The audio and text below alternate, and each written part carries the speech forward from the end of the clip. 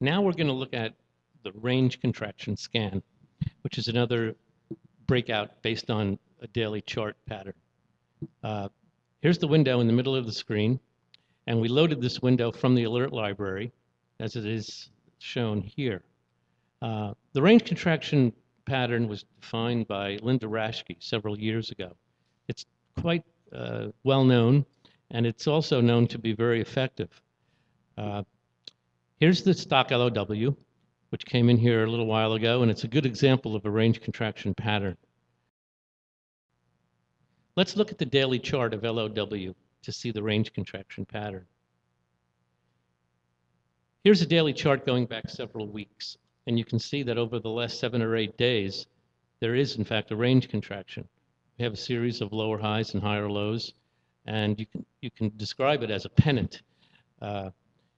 In the fact that the lower part of the pennant has an upward slope indicates that we're probably going to get an upward breakout. And in fact, that's what we got today. Another characteristic of this pattern is that yesterday, what must have been an inside day with a lower high and a higher low, which further defines the pennant formation. Yesterday's high was $20.34. So we would have gotten our first alert today at $20.35. Today, right now, it's trading at $20.76.